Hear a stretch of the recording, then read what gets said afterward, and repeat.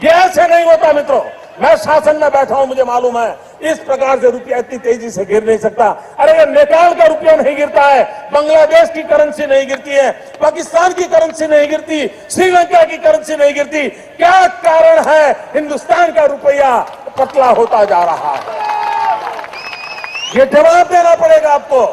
देश आपसे जवाब मांग रहा है। 2014 के पहले जो है रुपया कमजोर होना, इसका जिम्मेदारी प्रधानमंत्री के ऊपर आती थी। अब पांडे जी 2014 के बाद जो है उसकी जिम्मेदारी प्रधानमंत्री की नहीं है। रुपया कमजोर हो रहा है या रुपया मजबूत हो रहा है, ये 2014 के पहले था।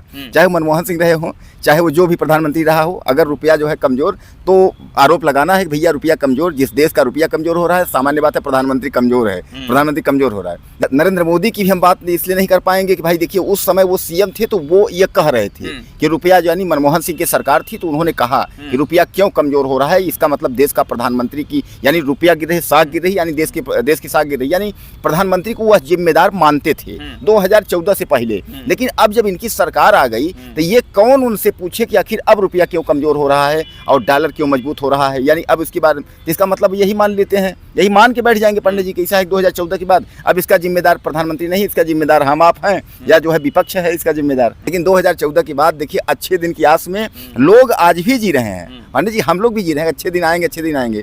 और हमने तो तय कर लिया है पंडित जी, तय करके बैठे हैं या मोदी जी को तब तक वोट करते रहेंगे जब तक अच्छे दिन आ नहीं जाएंगे। हमको तब तक वोट, इनको वोट हम तब तक देते रहेंगे जब तक अच्छे दिन आ नहीं जाएंगे। अब अच्छे दिन हम लेके रहेंगे।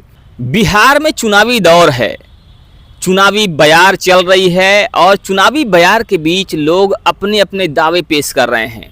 चाहे वो बिहार की राजनीतिक पार्टियां हों, वहाँ की लोकल पार्टियां हों या फिर राष्ट्रीय स्तर की पार्टियां हों, सभी अपने अपने दावे पेश कर रही हैं।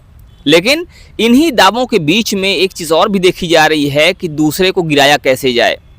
क्योंकि राजनीति और कूटनीति दोनों एक साथ चलती है, इसीलिए ये चीज़ देखी जा रही है कि दूसरे दल को फीका कैसे करना है, दूसरे दल की जो वैल्यू है उसको कम कैसे करना है, इसके लिए लगातार प्रयास किए जा रहे हैं। और इन्हीं प्रयासों के बीच वायरल हो रही हैं कुछ ऐसी वीडियोस जो कि लोगों के बीच सनसनी मचाने वाली हैं। जब प्रधानमंत्री नरेंद्र मोदी मुख्यमंत्री हुआ करते थे और मनमोहन सिंह प्रधानमंत्री हुआ करते थे, उस दौर में प्रधानमंत्री नरेंद्र मोदी का तत्कालीन मुख्यमंत्री कहा जाए तो ज़्यादा बेहतर होगा, तो उस समय नरेंद्र मोदी जो कि तत्कालीन मुख्यमंत्री थे, उनका एक बयान आया था। उन्होंने कहा था कि जैसे मनमोहन सिंह की उम्र बढ़ रही है वैसे ही डॉलर की कीमत बढ़ रही है, रुपया पतला होता जा रहा है, आखिर इसके पीछे जिम्मेदार कौन है। उन्होंने बड़ा तीखा प्रहार किया था, बड़ा तीखा हमला किया था। और इस समय कहीं ना कहीं विपक्षी पार्टियों ने नरेंद्र मोदी का वो वीडियो भी वायरल कर दिया है जिसमें वो मनमोहन सिंह पर हमलावर होते हुए दिखाई दे रहे हैं। कारण क्या है कि अभी हाल ही में डॉलर की कीमत 88 रुपये भी क्रॉस कर गई है, यानी कि डॉलर 88 रुपये के पार जा चुका है। और इसीलिए अब विपक्षी पार्टियों को एक मौका मिल गया है कि किस तरह से नरेंद्र मोदी को घेरा जाए, यानी कि प्रधानमंत्री को घेरने की कोशिश चल रही है। इसी मुद्दे पर बात करने के लिए हमारे साथ में हैं वरिष्ठ पत्रकार शीतला तिवारी जी।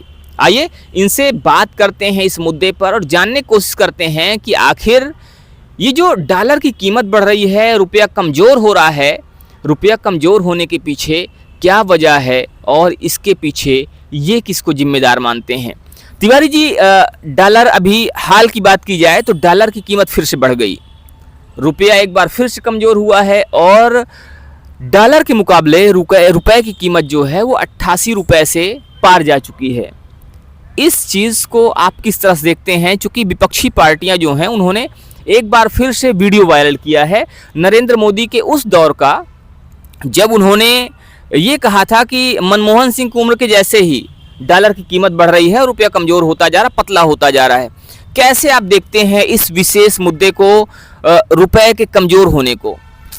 देखिए पांडे जी, प्रधानमंत्री जो नरेंद्र मोदी अपने मुख्यमंत्री के दौर में, यानी जब वो गुजरात के सीएम थे, उस समय तो उन्होंने जो भी बातें कह रही थी, हालांकि उस समय सरकारें जो है मनमोहन सिंह की थी, अटल बिहारी वाजपेयी भी थे, तो तमाम जो है उनके दावे जो वो ठोक रहे थे, तो आप ये मान के चलिए चाहे हो सकता है कि यही हो कि भावी प्रधानमंत्री के तौर पर उनको लोग भी देख भी रहे थे और यह कह भी रहे थे कि ये आने वाले समय में जो है ये देश के प्रधानमंत्री बनेंगे।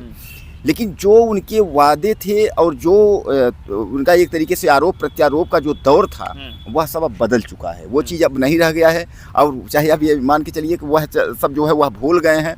अब ये तो आप उनके सीएम की बात कर रहे हैं, हम तो 2014 में जब वो आए थे तो अपने ही पार्टियों के बारे में उन्होंने कहा था कि अब जो 75 साल का हो जाएगा वो किसी मंत्री पद पर नहीं रहेगा, वो जो है मतलब किसी भी मंत्री पद पर नहीं रहेगा। अब जैसे जैसे करके जब वो 75 साल के पहुंच गए तो अभी जो है एक बयान जो है आरएसएस प्रमुख मोहन भागवत का आया कि भैया ऐसा कुछ कोई लिखित नहीं है पार्टी में, ऐसा कुछ नहीं है। तो कहने का मतलब ये है कि नहीं, तो आप मोहन भागवत की बात कर रहे हैं। मोहन भागवत ने जो बयान दिया है, मोहन भागवत ने आरएसएस को लेकर दिया है कि आरएसएस में ऐसा कोई नियम नहीं है। तो क्या माना जाए कि आरएसएस को लेकर उन्होंने कहा है कि उनका इशारा प्रधानमंत्री पद को लेकर भी है? देखिए पांडे जी, हाल यही है कि जो एक रामायण में आपने देखा है कि जब उनसे कहा जाता है कि आखिर आपने जो है इसको सुग्रीव को पक्ष में करके बाली को क्यों मारा, तो अब देखिए इसको थोड़ा कॉमेडी तौर पर देखिएगा, ज़्यादा सीरियस ना लीजिएगा। तो उसमें ये कहा गया कि भाई ऐसा है कि जैसे ये है वैसे हम भी है, इसकी भी पत्नी का अपहरण कर लिया गया, हमारी भी पत्नी का। तो कहीं ना कहीं जो है ये जो मोहन भागवत जी का इशारा है तो वो आरएसएस को लेकर इशारा है, तो उनका भी तो पूरा हो गया 11 सितंबर को। 11 सितंबर को भी 75 के हो गए हैं। यानी ये है कि क्या बोलते हैं, अब अपना अपना हो गया, मतलब बचाओ बचाओ। तो अगर उनका बच जाता है आरएसएस कि भैया हम प्रमुख रहेंगे, हम 75 के भले हो गए हम रहेंगे, इसलिए उनको पता है कि अगर वो वाली नियम अगर बीजेपी वाले का नियम लागू हुआ 75 वाला तो आरएसएस हम भी हैं। क्योंकि लोग कहते हैं कि बीजेपी माने आरएसएस, आरएसएस माने बीजेपी। नहीं, तो अगर आप कह रहे हैं बीजेपी माने आरएसएस, आरएसएस माने बीजेपी, लेकिन इस बात को भी तो उन्होंने सीरियस खारिज कर दिया कि नहीं ऐसा नहीं है। लोग कहते हैं कि जो बीजेपी के सारे निर्णय हैं वो आरएसएस लेती है, लेकिन ऐसा नहीं है कि उनका कोई भी निर्णय हम लेते हैं। हमारे कहीं ना कहीं हो सकता है कुछ चीज़ों में हमारा इन्वॉल्वमेंट होता है, लेकिन पूरी तरह से नहीं है। तो किस तरह से आप देखते हैं ये जो अभी रुपए की बात हम लोग कर रहे थे, रुपए के कमज़ोर होने को आप किस तरह से देखते हैं? और रुपया का कमज़ोर होना, क्या उसके पीछे प्रधानमंत्री मोदी जिम्मेदार हैं या वो इंटरनेशनल मार्केट तय करता है और इसमें इनका कोई लेना देना नहीं, कोई इनका रोल नहीं है? देखिए यह जो है इसके पहले जब 2014 के पहले जो है रुपया कमज़ोर होना इसका जिम्मेदारी प्रधानमंत्री के ऊपर आती थी। पांडे जी 2014 के बाद जो है उसकी जिम्मेदारी प्रधानमंत्री की नहीं है। रुपया कमज़ोर हो रहा है या रुपया मजबूत हो रहा है, ये 2014 के पहले था। चाहे मनमोहन सिंह रहे हों, चाहे वो जो भी प्रधानमंत्री रहा हो, अगर रुपया जो है कमज़ोर, तो आरोप लगाना है कि भैया रुपया कमज़ोर, जिस देश का रुपया कमज़ोर हो रहा है, सामान्य बात है प्रधानमंत्री कमज़ोर है, प्रधानमंत्री कमज़ोर हो रहा है। लेकिन 2014 के बाद देखिए अच्छे दिन की आस में लोग आज भी जी रहे हैं। पांडे जी हम लोग भी जी रहे हैं, अच्छे दिन आएंगे, अच्छे दिन आएंगे। और हमने तो तय कर लिया है, पांडे जी तय करके बैठे हैं या मोदी जी को तब तक वोट करते रहेंगे जब तक अच्छे दिन आ नहीं जाएंगे। हम इनको तब तक वोट हम तब तक देते रहेंगे जब तक अच्छे दिन आ नहीं जाएंगे। अब अच्छे दिन हम लेके रहेंगे, क्योंकि अब ये भी अब साफ साफ सीधे सीधे ये भी हो गया है। अब सामने आपके 17 सितंबर सामने आ गया, आज 1 तारीख है, 16 दिन और है, ये 17 सितंबर जैसे आप कह रहे हैं कि हम तब तक मोदी जी को वोट करते रहेंगे जब तक अच्छे दिन नहीं आ जाते। अच्छे दिन आप क्या मानते हैं, आपकी नज़र में अच्छे दिन कैसे होते हैं और क्या ऐसा होना चाहिए जिससे ये लगे कि अच्छे दिन आ गए हैं? पांडे जी एक फिल्म में एक गाना मुझे याद आ गया, कोई लौटा दे मेरे बीते हुए दिन। हमें पुराने ही दिन आप लौटा दो, जो पुराने रेट में हम भ्रष्टाचार उतना। आपको याद होगा कि कांग्रेस सरकारें थी, देखिए मतलब इस पर फिर आप हमारे ऊपर आरोप कर देंगे कि आप जो है आप कहना चाहते हैं कि यानी बेरोजगारी, महंगाई ये सब बढ़ गई है। मेन चीज मैं ये देखता था कुछ समय जो है दोस्तों रोजगार समाचार तमाम पेपर आते थे, एक रोजगार पेपर आता था। शायद यह है कि अब तो हमको नहीं दिखता को आता है कि नहीं आता, छपता है कि नहीं छपता। तिवारी जी आप तो आदिमानव काल में जाना चाह रहे हैं, पूरा पाषाण काल में जाने की बात आप कर रहे हैं। रोजगार पेपर आता था, आप जिस दौर की बात कर रहे हैं उस दौर में मोबाइल भी नहीं होता था लोगों के पास। 2014 की पहले हम बात कर रहे हैं, आप ये मोहनजोदड़ो की हड़प्पा की बात कर रहे हैं, खुदाई आप जब की बात कर रहे हैं, मैं आपको बताता हूँ, याद दिलाता हूँ। आप जब की बात कर रहे हैं उस समय समाचार का सिर्फ और सिर्फ एक माध्यम होता था, न्यूज़पेपर या पत्रिकाएं। उस समय ना तो मोबाइल, साधारण मोबाइल नहीं थे तिवारी जी, एंड्रॉयड की बात छोड़ दीजिए। आप आज बैठ करके जिस तरह से वीडियो बना रहे हैं तो ये वो दौर नहीं था। टेक्नोलॉजी ने विकास किया है, दौर बदला है, चीज़ें बदली हैं, और आज आप कह रहे हैं मुझे पुराने दिन लौटा दो। अगर वो पुराने दिन लौट आएंगे तो आज आप वीडियो नहीं बना पाएंगे और आज आप सोचिए, जिस पत्रकारिता के दम पर आप महीने में 70,000, 75,000, 1 लाख रुपए कमा रहे हैं, तो पुराने दिन में आप सिर्फ वही रोजगार पेपर पढ़ेंगे 7 रुपए खरीद के, रोजगार मिलेगा नहीं, आप टहलते रहेंगे यहाँ वहाँ। हम बात कर रहे हैं यहाँ पर, हमारा मुद्दा ये है कि आखिर आप ये जो रुपए हैं, रुपए के पीछे जिम्मेदार कौन है? हालांकि आपने उसका जवाब दिया, लेकिन क्या इसकी सारी जिम्मेदारी नरेंद्र मोदी पर ही डाली जानी चाहिए या किसी और पर भी इसकी जिम्मेदारी होती है? कोई और भी जिम्मेदार है इसके लिए? अब देखिए, ये अब भाई एक चीज़ है, अब वैसे अगर कहा जाए तो नेहरू पर जिम्मेदारी तो डाली नहीं जाएगी। अब नरेंद्र मोदी की भी हम बात इसलिए नहीं कर पाएंगे कि भाई देखिए, उस समय वो सीएम थे तो वो ये कह रहे थे कि रुपया, यानी मनमोहन सिंह की सरकार थी तो उन्होंने कहा कि रुपया क्यों कमजोर हो रहा है, इसका मतलब देश का प्रधानमंत्री की, यानी रुपया गिर रही, साख गिर रही, यानी देश की साख गिर रही, यानी प्रधानमंत्री को वह जिम्मेदार मानते थे 2014 से पहले। लेकिन अब जब इनकी सरकार आ गई तो ये कौन उनसे पूछे कि आखिर अब रुपया क्यों कमजोर हो रहा है और डॉलर क्यों मजबूत हो रहा है? यानी अब इसके बाद इसका मतलब यही मान लेते हैं, यही मान के बैठ जाएंगे पंडित जी कि ऐसा है 2014 के बाद अब इसका जिम्मेदार प्रधानमंत्री नहीं, इसका जिम्मेदार हम आप हैं या जो है विपक्ष है इसका जिम्मेदार। और क्या कर सकते हैं भाई, कोई मानने को तैयार नहीं है। अगर मौजूदा सत्ता में अगर किसी सवाल, मैंने एक चीज़ पांडे देखा है, यहाँ बड़ी स्थिति खराब है कि अगर कानून पे अगर कोई सवाल पूछा, अगर एक चीज़ और तिवारी जी यहाँ पर है, 2014 की बात आप कर रहे हैं, ठीक है, लेकिन हम उससे और पीछे जाते हैं। जब हमारा देश स्वतंत्र हुआ था उस समय 1 रुपया 1 डॉलर के बराबर होता था लगभग, जहाँ तक मैंने सुना हुआ है। हो सकता है मैं गलत हूँ, तो जो दर्शक हैं वो इसमें करेक्शन करेंगे और कमेंट करके बताएंगे कि उस समय जो रेट था डॉलर का वो क्या था। लेकिन जहाँ तक मैंने सुना है, मैंने पढ़ा है कि जब देश स्वतंत्र हुआ 1947 में, तो उस समय 1 डॉलर 1 रुपया के बराबर होता था। प्रधानमंत्री उस समय कांग्रेस का था, है ना? कांग्रेस के प्रधानमंत्री, कांग्रेस का सारा मंत्रिमंडल, सारा कुछ कांग्रेस की देखरेख में, लगातार कांग्रेस सरकार आई। तो डॉलर जो 1 रुपये 1 डॉलर के बराबर होता था, वो लगातार गिरते गिरते गिरते गिरते 60 रुपये 65 रुपये तक पहुंचा मनमोहन सिंह के दौर तक।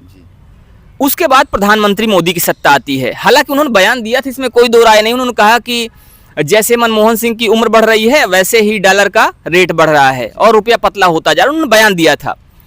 और इसी बयान को लेकर इस समय पुराना वीडियो वायरल भी किया जा रहा है, उनको कहीं ना कहीं घेरने की कोशिश भी की जा रही है। ये ऐसे नहीं होता मित्रों, मैं शासन में बैठा हूं, मुझे मालूम है इस प्रकार से रुपया इतनी तेजी से गिर नहीं सकता। अरे ये नेपाल का रुपया नहीं गिरता है, बांग्लादेश की करेंसी नहीं गिरती है, पाकिस्तान की करेंसी नहीं गिरती, श्रीलंका की करेंसी नहीं गिरती। क्या कारण है हिंदुस्तान का रुपया पतला होता जा रहा है? ये जवाब देना पड़ेगा आपको, देश आपसे जवाब मांग रहा है।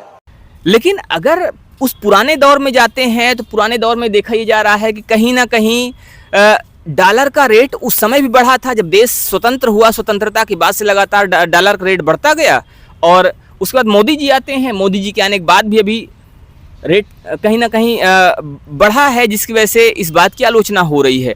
तो क्या ऐसा माना जाना चाहिए कि दौर दोनों देखे गए, दोनों ही दौर में ये डॉलर का रेट बढ़ा, तो कहीं ना कहीं ये प्रधानमंत्री के हाथ में नहीं है, उसके पीछे कोई और चीज़ें हैं जो जिम्मेदार हैं, कोई और फैक्टर्स हैं जो जिम्मेदारी जिनकी होती है कहीं ना कहीं?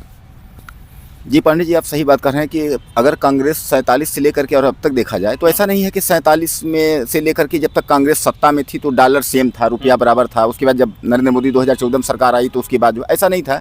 हम कहते हैं कि अगर 1 रुपये से लेकर के अगर 60 65 अगर 70 रुपये तक अगर पहुँचा है तो 2014 के बाद अगर हम कहते हैं 10-15 अगर गया ही है 10-15, तो उसमें अब क्या कह सकते हैं कि नहीं अब आप जिम्मेदार हैं, आप जिम्मेदार हैं।